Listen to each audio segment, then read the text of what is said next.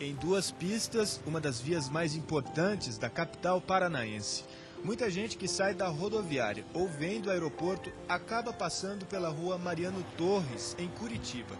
Local de tráfego intenso e comércio agitado. E foi justamente o comércio que deu fama a Mariano de Almeida Torres. Ele nasceu em Curitiba em 1821. Era filho do Visconde de Macaé com uma escrava. Na vizinha cidade de Campo Largo, Mariano Torres também tinha bastante influência. Era dono de uma casa de comércio na vila de Timbotuva e de um engenho de erva mate. Ele era um grande comerciante que possuía escravos e exportava esse mate para a Argentina e para o Uruguai em seus navios próprios. Naquela época, as coisas eram muito difíceis, né?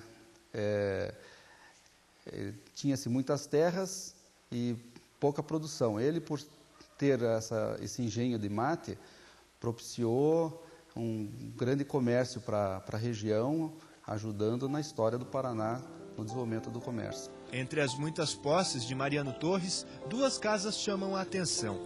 Uma ainda está em pé, fica na estrada do Mato Grosso, a caminho de Campo Largo.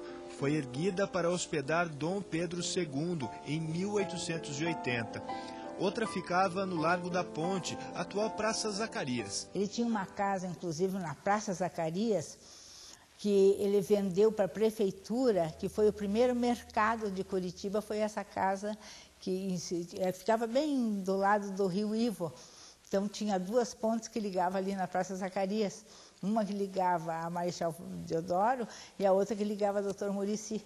Bastante religioso, Mariano foi responsável pela doação da área onde foi construída a primeira igreja colonial da região metropolitana de Curitiba. A imagem de Nossa Senhora do Carmo, que fica no local, é a mesma que Mariano Torres mandou buscar na Espanha. Era uma imagem talhada em madeira e ele doou. Ele mandou buscar na Espanha para doar para a capela que ele fez em Antônio Rebouças. Então saiu uma procissão da casa dele até a capela que ele tinha construído a capela. Ele construiu a capela. Quando fez 100 anos da inauguração dessa capela, Dom Pedro Fidalgo fez uma missa e convidou os descendentes de Mariano Torres para assistirem à missa em homenagem à Nossa Senhora do Carmo. Mariano Torres tinha bastante influência com os políticos da época, mas mesmo assim não exerceu cargos públicos. Ao contrário de um dos seus filhos, Francisco Torres, que também é dono da rua em Curitiba. Nascido em 1848, estudou engenharia civil no Rio de Janeiro. Voltou ao Paraná e, como industrial, começou a fazer fortuna. E ele era muito rico, também tinha engenho de erva mate e tinha em Pinhais uma olaria, que ele tinha, foi a primeira estrada de ferro que foi construída, era estrada particular, que ele fazia o comércio dele de tijolos e da olaria, né?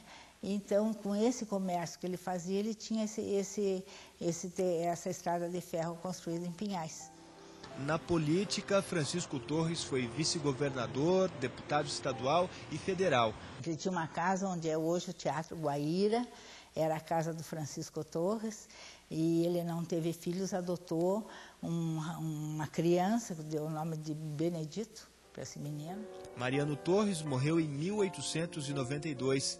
Francisco, 10 anos depois. Hoje estão lado a lado em duas ruas paralelas no centro de Curitiba.